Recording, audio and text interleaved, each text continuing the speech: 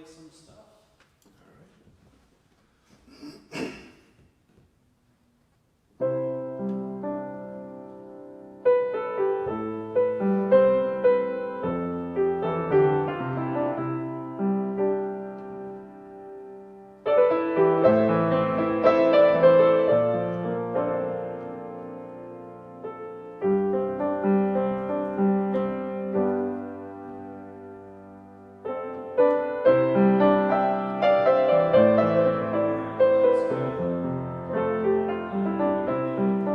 To us.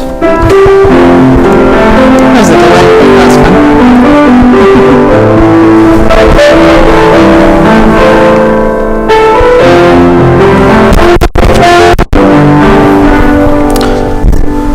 Alright, if you want to stop. Okay. I'm going to talk just a little bit, and we will see how this goes. Trying to think what today I had yogurt for breakfast. Yes, yogurt. I ordered a Starbucks, showed up to go get it, and had not clicked confirm order. Oh no. So I'll have to do that later. Oh, no. You are over-modulated. Right. Don't know what that would mean. Is that any better? Is that any better? Ooh, you go all the way to the red zone. Yeah. Yep. I am over-modulated better. How about that? Is that better, Dad? How is that? If you want to say some stuff, Sure. Rebecca. Good morning, Aaron's dad. How are you? Nice to see you, virtually at least.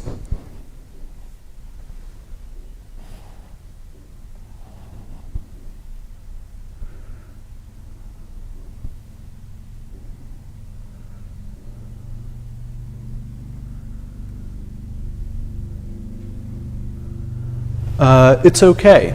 All right. All right. Okay is Well, pretty good. We'll take okay. I'll take okay. All is good. right. Well, speak more. So yeah, I had yogurt with pineapple. It was good. And fresh pineapple or canned pineapple? fresh pineapple. Well, I that's mean, we had it a while ago, but okay. you Well, know, fresh enough. yeah, fresh enough. We were the ones that harvested it from the fruit. From the fruit, right? Yes. Not from the actual bush. Exactly. From which it grows, yes. Yeah. Yeah. So yeah, iced coffee as well. That's It was- good. It was good. That's good. Yeah. I'm looking forward to my breakfast at some point. Yes. We'll get there. I hear that. It'll come. I hear that. All right. Still being told to speak more. What else is there to say about It's yogurt? almost like you are too close to the microphone. We'll bring that down. Oh, well, let's see. Is it your watch, Aaron? No, it's not. It is not. How about that? Is that any better? I can see a lot of. Oh, see, now I'm in the red when I speak. I can lower mine too. Well, I turned it down. Okay, well then I shall leave mine Getting where it is. crackling sound. Gosh darn it. Good morning, Sarah. Morning. Hope you're doing well. All right, what if we do this? I have brought that all the way down. Now it's only going into the red. You want to say How about some- me? Yeah, I can bring myself to a certain level here and All checking right. sound and making things happen.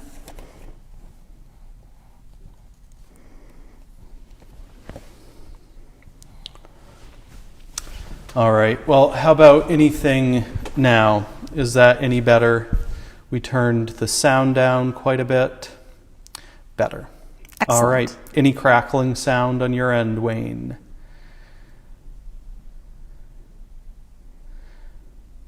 We will see. Yes. All right. All right.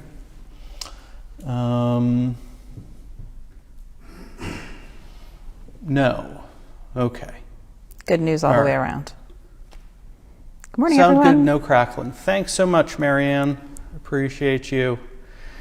All right. Well, I think we will get started. Thanks so much, Wayne, for helping us there. Hold it, no crackling. Okay, great. Then we will begin.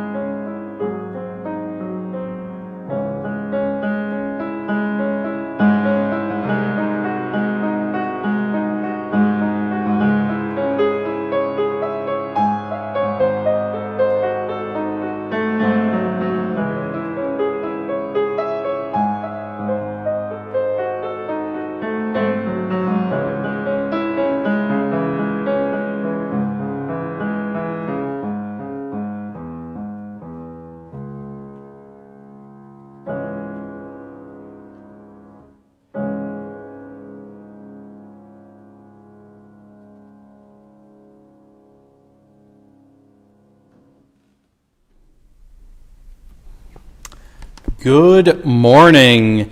If you're watching this service live, of course, good morning. If you are watching it at a later time, then welcome and good time of the day to you. I am the Senior Minister of First Parish in Framingham, the Reverend Aaron Stockwell. And I am Rebecca Crawford, the Director of Religious Exploration here at First Parish in Framingham.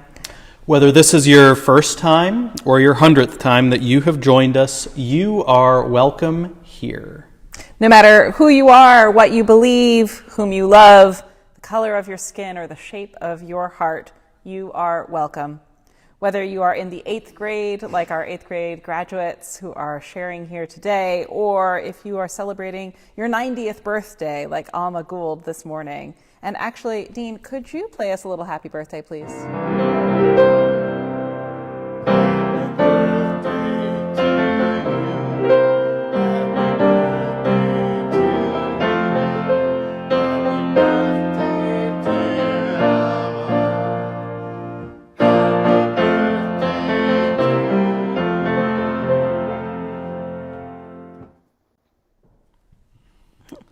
Wonderful.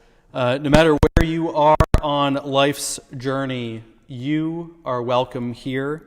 And thank you also to Margaret Krell for decorating our chancel this morning. It looks beautiful. Thank you. First Parish in Framingham opened its doors in 1701, and countless babies and children have been raised in these very walls. Today, we celebrate them. Welcome to today's hour of worship. Welcome. These words by William Ellery Channing are companions to the lighting of our chalice in the sanctuary today. As we light our chalice, the symbol of our Unitarian Universalist faith, we invite you to light your own at home as a tangible symbol of the strength of our community. As you light the chalice at home, please feel free to type into the chat box, "The chalice is lit in our home," or "The chalice is lit in my home." Each of us is meant to have a character all our own, to be what no other can exactly be, and to do what no other can exactly do. Our opening hymn today is number 1012, "When I Am Frightened."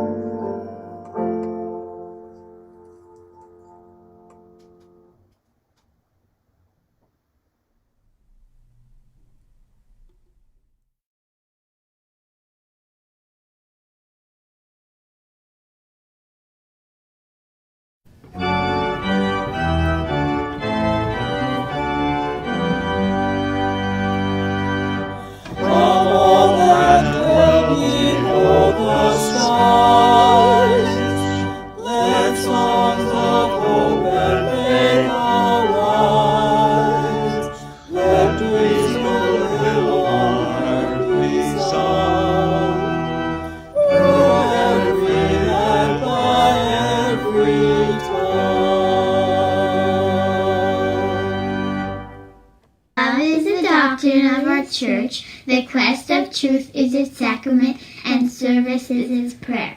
To dwell together in peace, to seek knowledge and freedom, to serve all life with compassion, to the end that all souls shall grow into harmony with the divine. This is our great covenant, one with another and with our God. Afternoon. It has been the tradition of First Parish in Framingham to invite our 8th grade students to form a credo statement, or an expression of their belief as it stands right now. So many world faiths ask young people to commit to their faith as they come into this period of adolescence. Think of the Christian confirmation or the Jewish bar or bat mitzvah. Many Unitarian Universalism churches host religious education classes from about preschool through to the 8th grade, and this moment of delivering the credo statement is a sort of rite of passage. But instead of telling them what to believe or how to believe, we have spent a childhood developing in them, ideally, the skills that they need to start creating their own belief structure. Now, COVID has presented very many challenges for us all. It has been no different in the RE community, with in-person options outside of the realm of possible and Zoom lessons feeling like a repeat of the daily school grind of virtual learning. It's been hard to pull off a robust set of an RE program. Nevertheless, everyone has persisted in small and really important ways. Today, we are excited to share with you some of the ways that 2 of our 8th graders have put together their expressions of belief. And in a way, we wish to share with you how they build these statements. So Reverend Aaron Stockwell and I today have decided to share with you not just their expressions of belief, but also the ways in which we inform them and help them to structure them.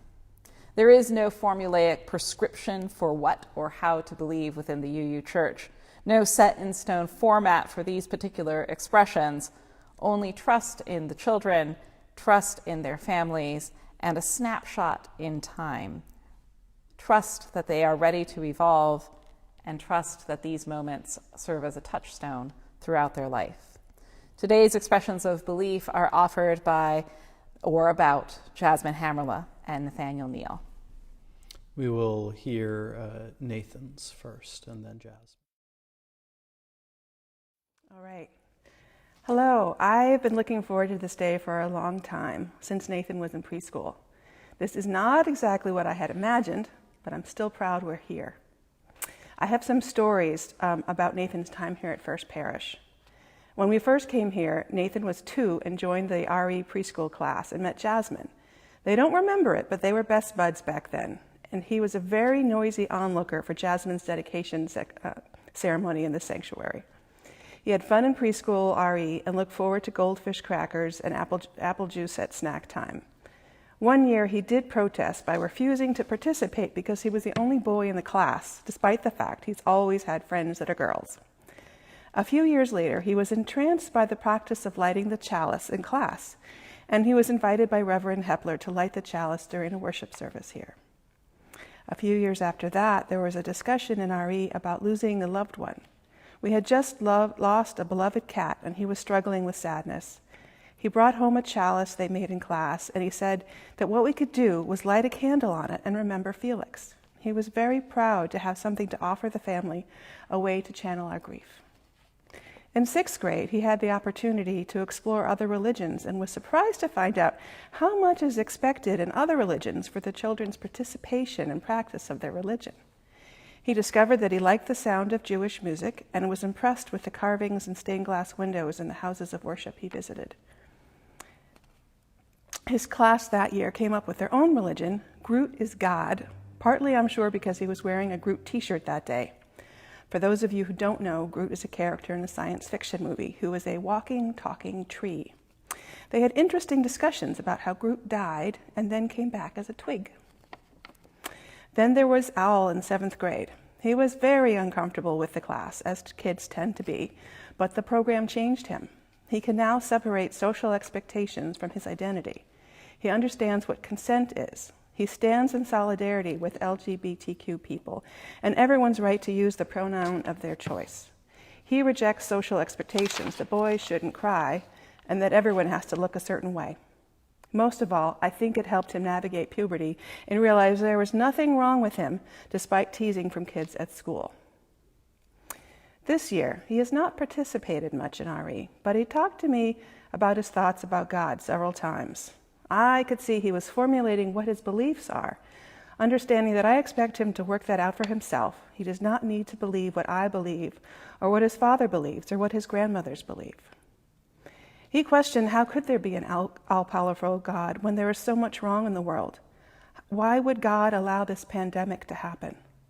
Why would God allow wars to happen? Why is there so much unfairness and injustice in the world? And he leans towards science to explain the world we live in. Thankfully, Rebecca was able to modify the 8th grade workshop for our current strange times, and eventually he got something down on paper. So I present to you his statement of belief and his artwork. The base of the tree represents the first living thing that evolved into many other living things. The branches represent different species of animals, and one branch represents humans. The strings represent the similarities between every living thing. Every living thing has differences and similarities with other animals. And the ball at the top represents the collection of the similarities and differences of every animal and every living being.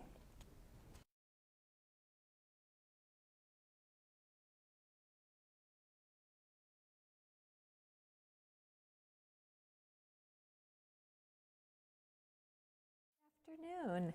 We're here with Jasmine Hammerl's statement of belief, and Jasmine has many friends, families, and teachers who wanted to share some special words about her as she transitions from 8th grade to 9th grade and into adulthood. So the first person who wanted to share a comment is her sister Shakira, who said, "When I see Jazzy, I see an intelligent, sweet, and funny girl. When I see Jasmine," says our next friend, "I see someone with effusive energy. She lifts the spirits of those near her and has always been a kind friend to her pets, her friends, and her friends' pets. Jasmine is a bright star in many lives, and I can see her using that positive energy to always help others in the future." Our next friend says, "When I see Jasmine, I see a girl who's a great friend."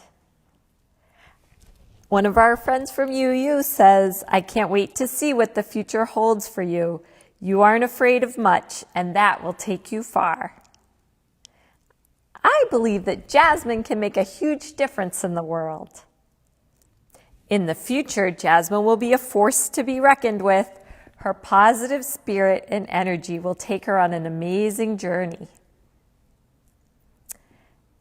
I wish Jasmine all the best as she finds ways to live out the UU principles, such as the inherent worth and dignity of all people, justice, compassion, and equity in human relations, and respect for the interdependent web of all existence of which we are a part. And her Aunt Sonia says, "When I see Jasmine, I see someone that is loving and kind. She's generous and laughs easily. She loves to climb trees and is very strong. She can do backflips and likes trying out new hair colors. She loves her family and enjoys swimming in lakes, and she loves to eat fruit.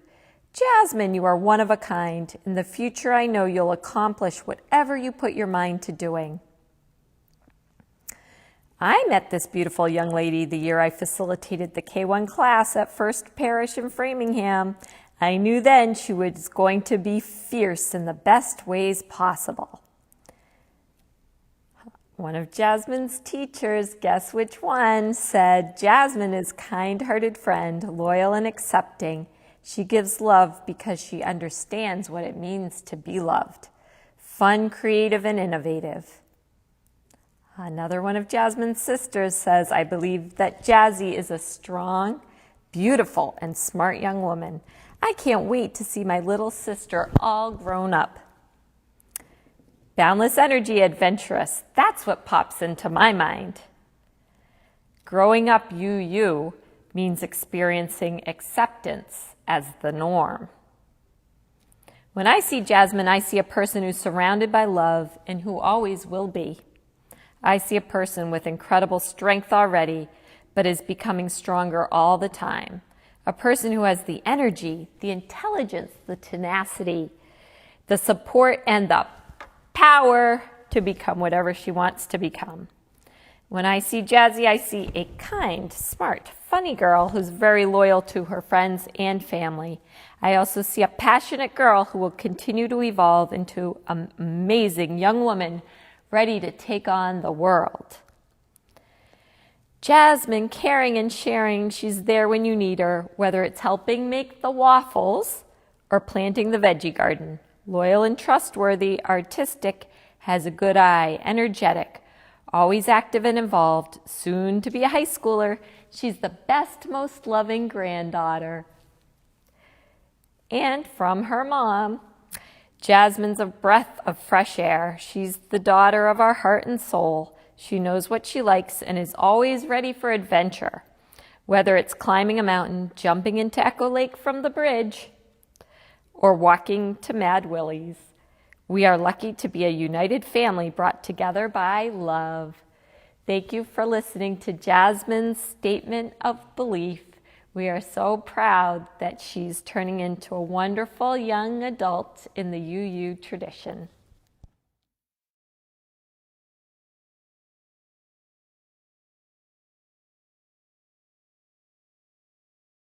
To this tapestry of a community, we each bring our joys and our sorrows and our milestones, our happy and sad occasions. We know that joy shared is joy expanded, and sorrow shared can feel as though someone is lifting our burden. There will be prompts on the screen that will give better order to our sharing. Feel free to type those things that you are carrying into the chat box.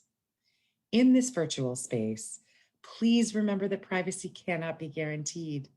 So feel free to get in touch with the minister if there is something too tender to share.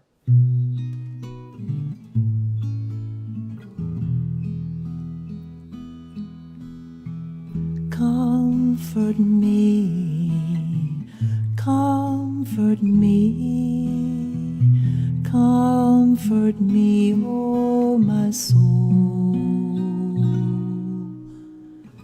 Comfort me, comfort me, comfort me, oh my soul.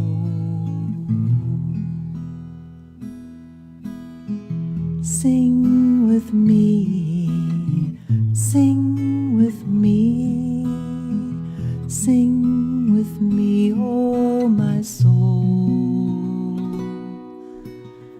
Sing with me, sing with me, sing with me, oh my soul. Stay with me, stay with me, stay with me, oh my soul. Stay with me, stay with me, stay with me, oh my soul.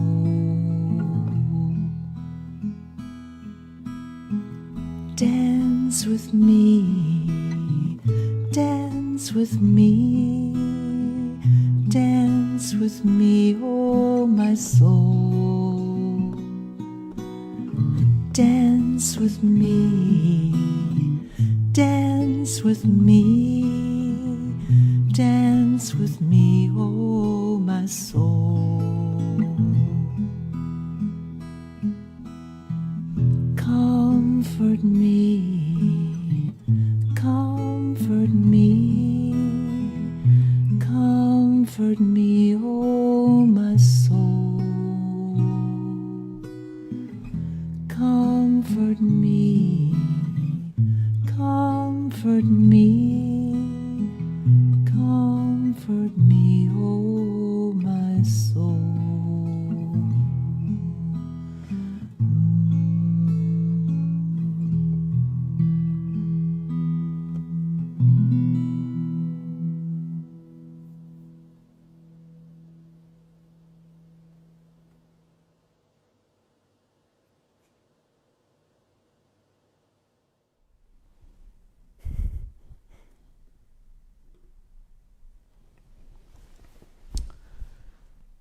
let us now take a moment to pause,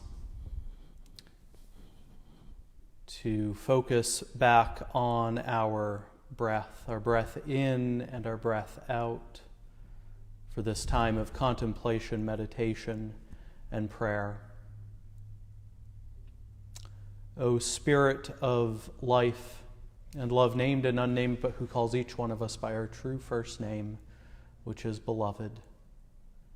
We give thanks for this community, for the people in it, for their joys, seeing friends without masks, for getting vaccinated, for going to the grocery store for the first time in 15 months, and for anniversaries, for seeing other friends.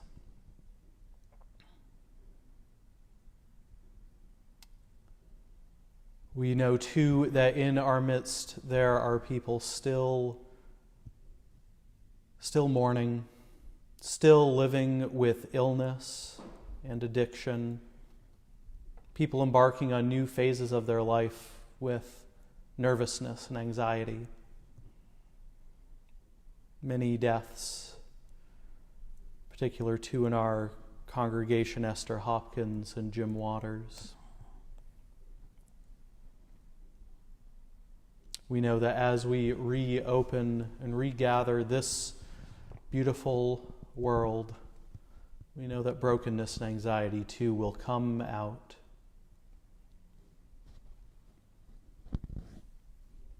May we each have the courage to work to bend the arc of the universe towards justice, asking what can we do to bring peace to all of the war-torn parts of our world. Remembering that May 25th marks the one-year anniversary of George Floyd's death. What else can we do to proclaim that Black Lives Matter? What else can we do to work to bend the arc of the universe towards justice? From time to time, our humanity comes out. We say things that could be hurtful and we didn't mean them to be. Send an email too quick, we put up walls and barriers between ourselves and our loved ones. May we each remind ourselves that we are loved and lovable, not in spite of these imperfections, but because of them. And because we are still breathing, there's always time to move into right relationship, always time to rebuild relationship. May all that is holy hear these words and these meditations. Amen. And let us sit in our separate quiets so that we might rest or recharge or simply listen.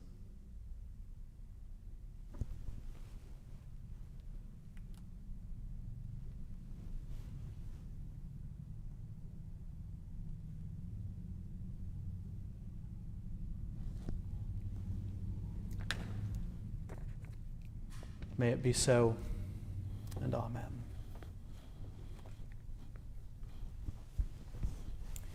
As I listened to our 8th grade families and to their statements, I worked with them in a spring morning just a couple of weeks ago, and it occurred to me, and over again, the memories of this kind of slices of their lives that I have been privileged enough to witness as part of their religious exploration courses and programs over the years. Each has brought their own spirit, as have their fellow 8th graders who may not have shared this morning, but have no less made an impact on my own heart, as they have perhaps on yours as well. In order to form these expressions, our 8th grade class is invited to a retreat that serves as a capstone to their RE programming. During this retreat, we push them to ask questions, to think critically, and to do deep reflection. I have a very clear memory of Oliver, Jasmine's older brother, stopping in the midst of journal writing, throwing his pen in the air and saying, "You're making my brain hurt, Rebecca." For that, Oliver, I am sorry. Today, Reverend Ockel and I wanted to share with you some of the questions and exercises that help push them to write and capture their beliefs to this point. And we're going to need your help with this first one here. As any good RE program has, I have my flip chart ready. And we'll be pulling some events out of a basket here of our imaginary person's life story. So for each event that we're going to pull out, Aaron's going to pull one out and read it out, and I'm going to record it somewhere here on their life's journey. And in the chat window, we invite you to share the spiritual growth that came out of that event for this imaginary human. Shall we do one as an example? Absolutely. All right, here we go. This first one puts together a 5,000-piece puzzle, and one piece is missing. One piece is missing. All right, so 5,000 person piece, probably not in early childhood here. So I'm going to put it not, yeah. somewhere in, I don't know, around about here. 5,000 piece puzzle, missing piece. All right, so what is the spiritual growth practice that comes out of this? Being okay with imperfection. I like it. Being okay with imperfection. Spiritual practice, right there. Yep. Exactly, Marianne. Yep. Awesome. Accepting imperfection. Shall we do a couple more? Yeah, let's do a few more, and All right. we invite the audience to join in and help us Great. out here. So, this is visiting the Grand Canyon. Ooh, I feel like that could be in early childhood somewhere, Yeah. maybe around age 8 or so. Yep. Grand Canyon visit. All right. Let's see, what's the chat window saying? Well, the chat is about 30 seconds delayed. I see. Fair enough. We'll let it build. We will let it build. Let's get another one up on the board. Let's do it. All right. Death of a grandparent. Right about here. Let's put that one up. Yeah, Marianne said to the last one, feeling the awe of nature. Exactly. I think that's what I would put for that as well. Probably also tolerance for long car rides, right? Long plane rides. Fair enough. Yeah, spiritual practice of being still and with yourself. Joy for nature, wonder, inspiration of our natural world. Wonder, inspiration. Awesome. So let's now, folks in the chat, what does death of a grandparent? What is that? I don't want to say teach, but what comes up spiritually? Yeah. What comes up? There's a lot that comes up. Yeah, absolutely, Heather. To that last one, being part of something bigger than ourselves.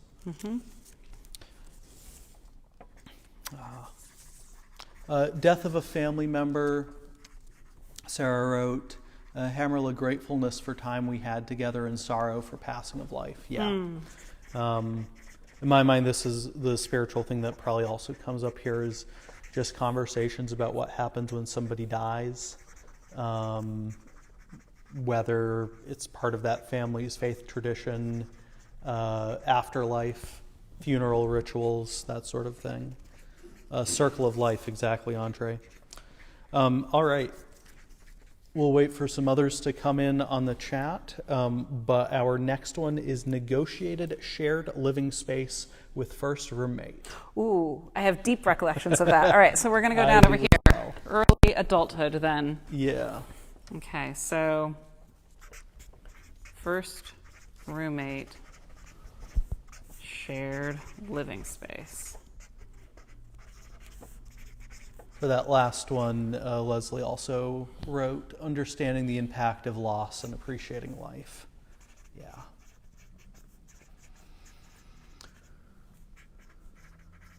Got it.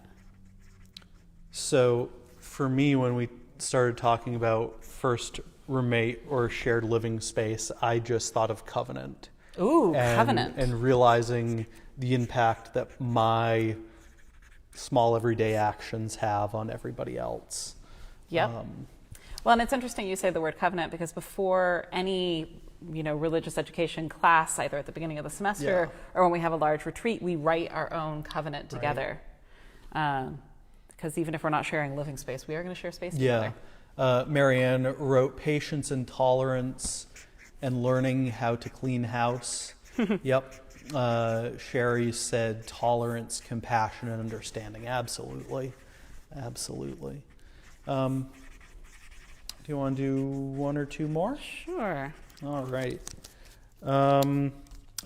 Attends first protest. Ooh. I'm going to back it up here. Hopefully they're doing that sometime in their young years. Yeah. First protest. Matt wrote, deeper appreciating others' perspectives and needs. Absolutely.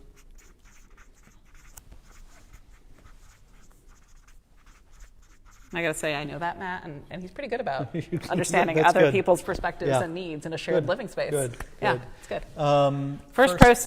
First protest. I'm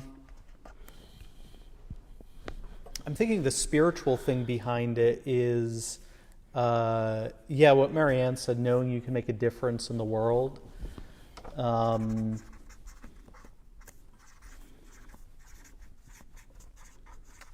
What comes up for me as well in terms of first protest is a sense of your own privilege. Yeah. Right? You're a sense that you are part of a larger system, and it's a give and take system, and you may recognize that you've been taking without knowing. Yeah. David, or perhaps Don, said pride in making a difference. Yeah. Yeah. I think for me, protest is like one of the first steps of like showing your social justice concerns. Yeah.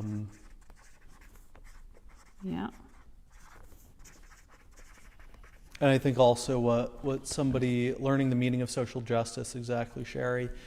Somebody else said it about many of these things. Actually, I forget which one it was, but deeper appreciating that you're part of something larger. I think that's. I might put this over here as a big overarching piece over here. Let's see what else. Sarah said standing up for what you believe. Melanie said if you're from a less progressive area of the country, realizing you're not alone in your beliefs. Yep. Yeah, having huge. lived in Texas and Kansas and attending protests there, I can absolutely agree. Should we do one more? Absolutely. Okay, attending their first wedding.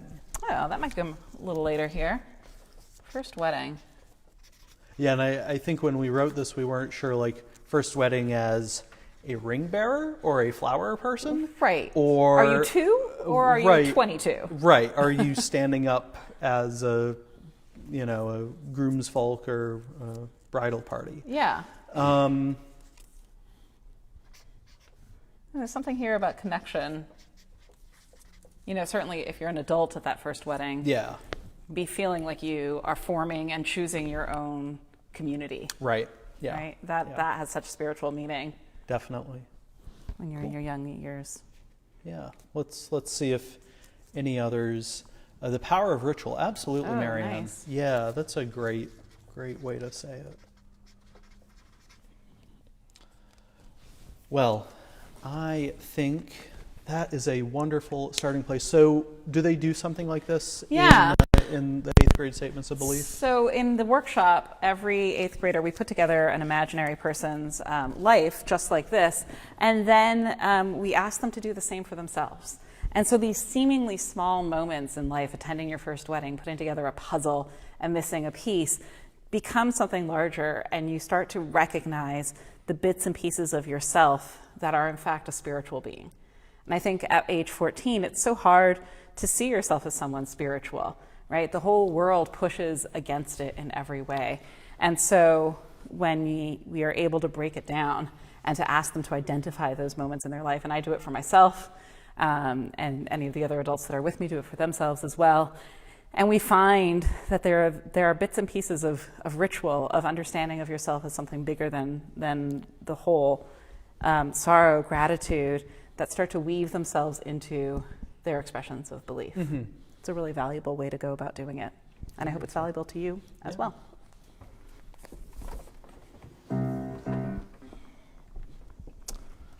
So now we move into the time of our service where we consider the sharing of our gifts. We consider the financial commitment that we make to support this self-sustaining congregation. And it's one of the ways, I think one of the most tangible ways that we express how we share, how we are a part of this spiritual community. So if you give your pledge electronically already, consider this as a moment to recall that gift and to know that we give our thanks to you. If you're not yet making a electronic commitment, you can click the second link below, I think, this video, and it'll go to how you can make that financial commitment. We'll now listen to Dean play some offertory music, but the morning offering will now be joyfully given and gratefully received.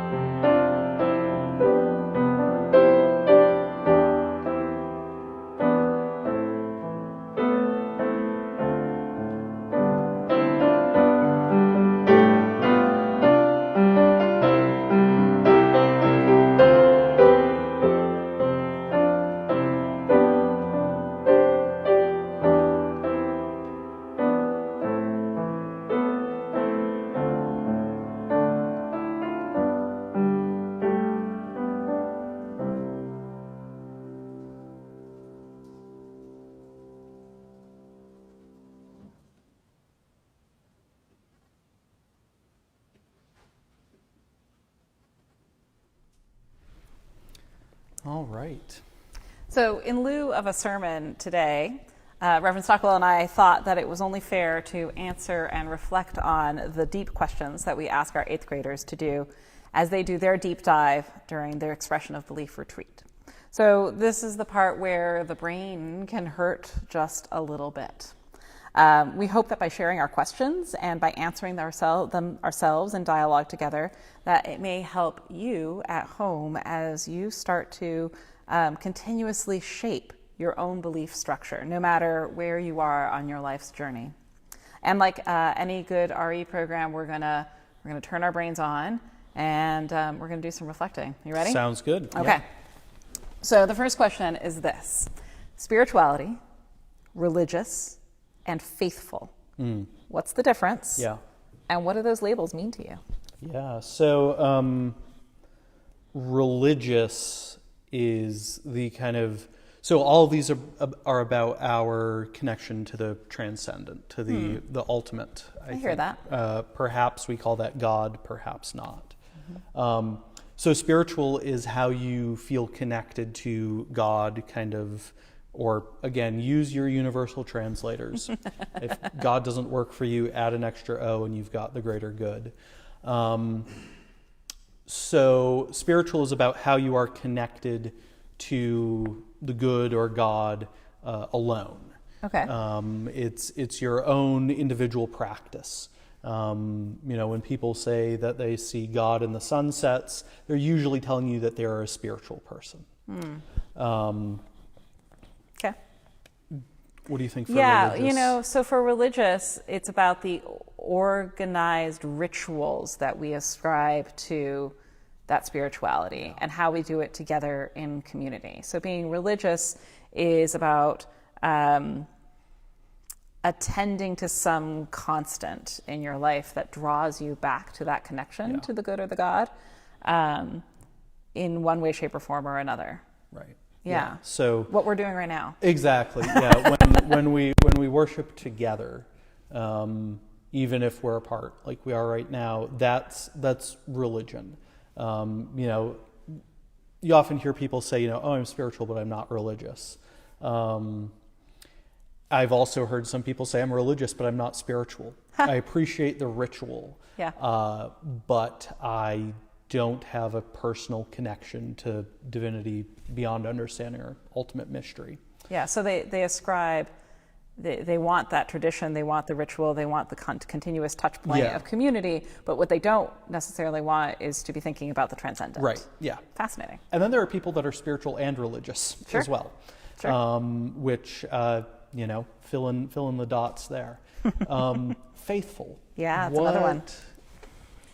Yeah, I mean, I think that faithful, what's neat about the word faithful is that it doesn't necessarily have to come together lump and parcel with the words religious and spiritual that we were just talking about. I think you can have faith in science. You can have faith in the Red Sox. Yeah, I mean, exactly.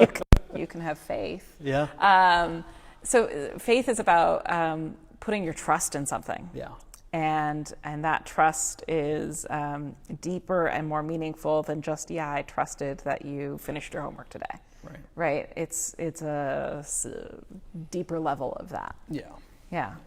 Faithful. I think that's a pretty good explanation of all of that. I think so. Yeah. It's interesting when we ask this question of 8th graders, what is the difference between spirituality or religious or faithful? I think the terms are muddled together because we use them often interchangeably. Right. Because we don't like using the same words over and over again. Right. But they have really distinct different meanings. Yeah. And so what do they mean to our 8th graders? I think that often there's a rejection of these terms at this age, which is 100% normal. And I have a really funny... Developmentally appropriate. Yeah. I have a very funny memory. William's naming ceremony here at this church was on the same day as the 8th grade statements of belief. Oh, wow. Okay. And my husband's family is Catholic, and they all came. And child after child stood up here at the pulpit and said, I don't believe in God. Mm-hmm. And as we left, my child's great uncle was like, I was pretty sure we were going to get struck by lightning. Right, yeah. So there's an individual who is religious but not spiritual. Right. Right? Yeah. And or perhaps spiritual but not religious. I don't know. I haven't asked him. But, you know, I think that we find that 8th graders often are just starting to come into some idea of maybe there's something I don't quite get, but I'm not ready to call it God just yet. Exactly. Should we move on to the next question? Sure, yeah. So this is really a good one. If someone asked you to explain Unitarian Universalism, what would you want them to know? What do you appreciate about being Unitarian Universalist? And when we were kind of previewing this conversation, the first thing that came up to my mind was, well, it depends on what I know about the context of the other person. Yeah, it's huge. You know, when I used to lead hiking trips in New Mexico after graduated from college, and people would say, like, you know, I knew, well, I don't remember the timeline. I think I was going to be a Unitarian Universalist minister. And people would ask me, so what is that about? What's that mean? And, you know, that's what this question is. Mm-hmm. And because I had a sense of, okay, so they're probably Christian, probably conservative. I'll start out explaining what our sources are. Yeah. You know, saying we don't just draw from the Bible. We have 5 other sources. And we believe that those sources contain a truth, but not the truth. And sometimes that truth can be contradictory. So I would explain it in that moment to those young men as where our sources come from. Mm-hmm. And that was usually the good enough entry point into some further conversations. Right. How about you? When someone asks, you work at a UU church. What does that mean? What's it all about? What does it mean to be UU? So often I hear people use this phrase of the buffet religion or the smorgasbord religion. Yeah, or a flower bouquet. Or a flower bouquet religion, right? Yeah. So that everybody gets to decide what they want to believe. But I don't think that's quite right, right?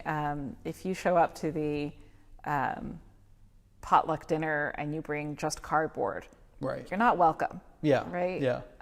Or if you just brought your own plate Right. and decided to eat, Yep. but not bring your own dish to it. Right. Yeah. That's not Unitarian Universalism. There are definitely ways of being that don't fit within the Unitarian Universalist mentality and mindset. And so it's not whatever you want to do. Right. It's whatever you want to think or believe or challenge us to do within a set of norms of how we are as a community together. So what is Unitarian Universalism? It's a faith practice grown out of Christian Jewish roots that asks people to be their authentic selves and to grow with it. Yeah. So Unitarian Universalism for me is about it's about that individuality of the community. Yeah. Yeah. And it's different. Absolutely. And you know, the other thing that as you were thinking about the bouquet, the buffet, religion, you know, people use that as a point of derision sometimes, Right. Especially from outside. Oh, you can just pick and choose whatever you want, and it's like, yes, and people will ask. I remember there was one speaker at a ministry days thing, gathering, who said, like, if you have a hard time, how's a bouquet going to help you? And it's like, well, of course it's going to help you. It's going to remind you of beauty. Yeah. And it's going to be the things that comfort you. Yeah. Just like a potluck is going to have things that comfort you. There are going to be things that challenge you. Like I might not know that I'm allergic to a flower. Right. I might somebody get the brings beef sniffles. tongue. Yeah, exactly. Somebody brings something that you're just like, this is not something that I am used to. I'm going to politely try it. Right. But, you know, like trying, I don't know, the first time trying tofu, you're like, what is this? Yeah. And then, Suspicious. Yeah. And now, like, the 500th time I've tried it, it's like, oh, okay, yeah, that's actually fine. Right. I know how to cook it right. Right. Anyways. Well, and I think it's especially hard for our eighth graders to answer this question. Right. It's very easy for their peers who are in other faith traditions to answer because a lot of faith traditions give them the language. Right. What does it mean to be fill in the blank? This is what it means. Yeah. And so I have memories of being challenged and asked, what are you? Right.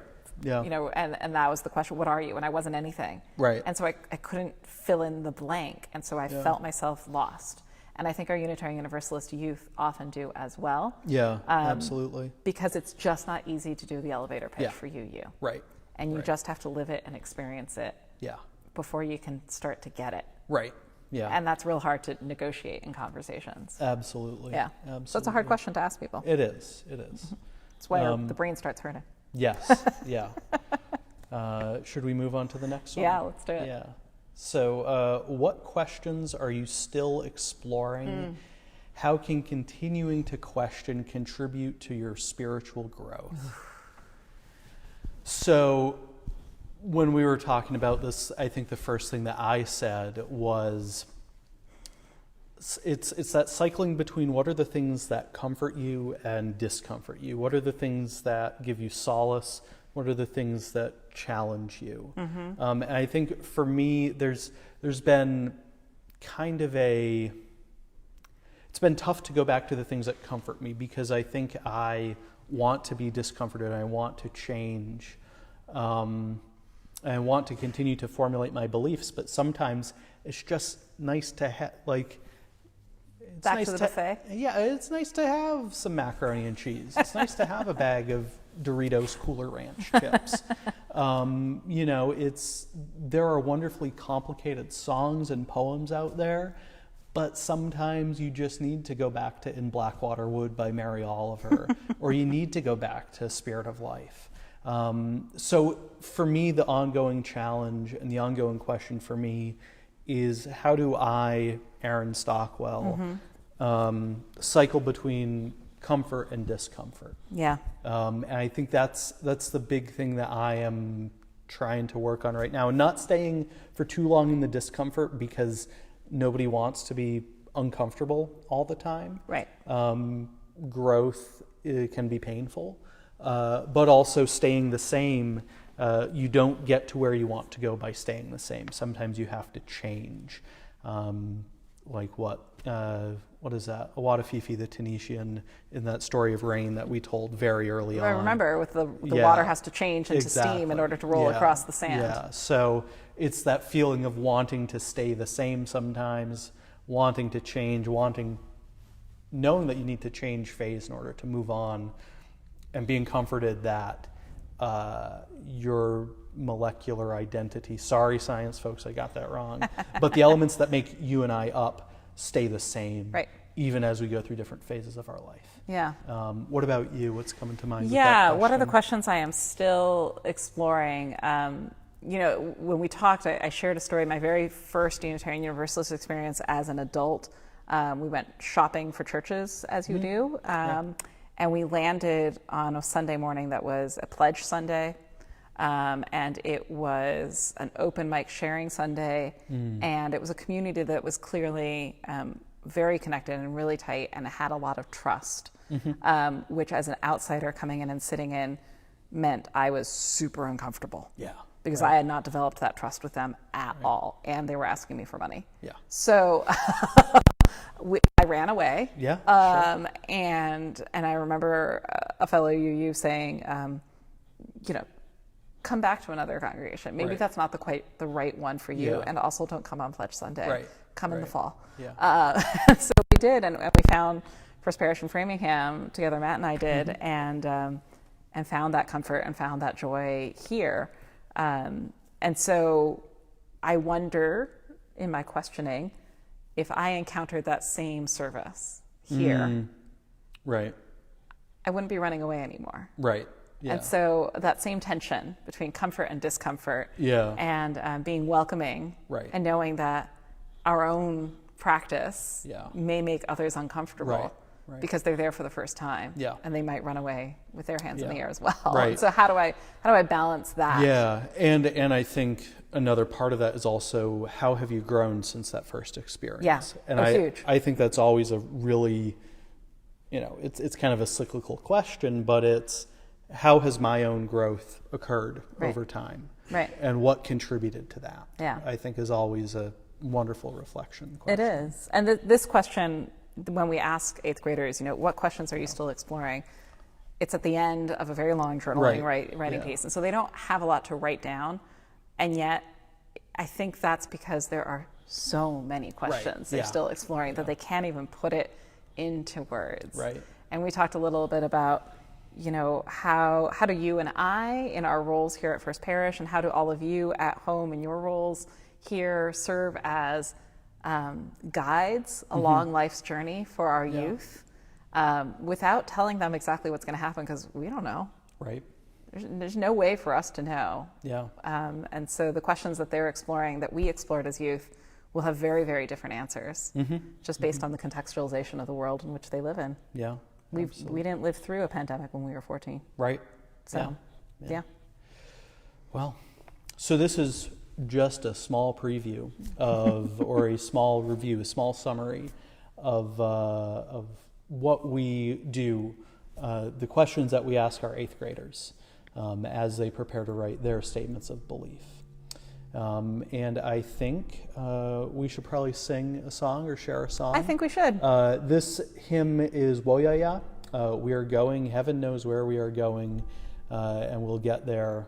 Heaven knows how we'll get there, but we know we will. So let us listen and perhaps sing at home. We are going, heaven knows where we are going, but we know within, and we will get there. Heaven knows how we will get there, but we know we will. It will be hard, and the road will be muddy and rough, but we'll get there. Heaven knows how we will get there, but we know we will. Woyaya, woyaya, woyaya, woyaya. We are going,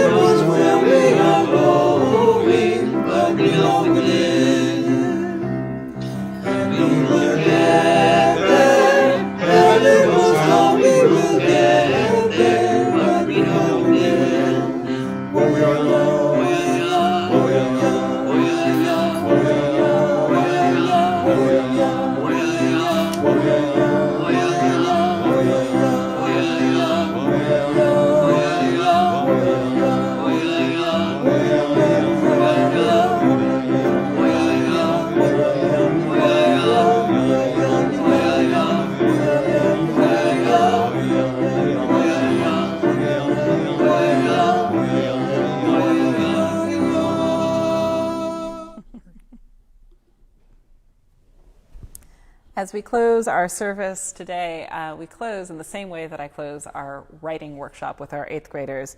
And I have a lesson plan. It's about 15 pages long. And at the very end, it says this: gather together and breathe deeply. Thank the group for their attention, creative spirit, and their power to persevere.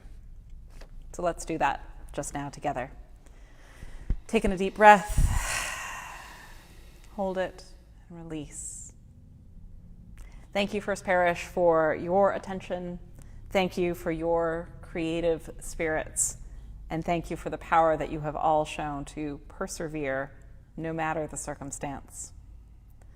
The words that we share at the end of the retreat are by Leslie Takahashi, and we will use them to close today and extinguish our chalices. And as you extinguish your chalice at home, please type into the chat window, "I carry the flame," or "We carry the flame." Here in this place of peace, may we find hope. Here in this place of connection, may we find life-giving community. Here in this place of rest, let the unrest of our hearts turn us toward justice. Here in this space made sacred by memories of connection, let us each feel ourselves part of the new that grows from the old in the spiraling unity of years. Go in peace, friends, and I carry the flame, and we carry the flame.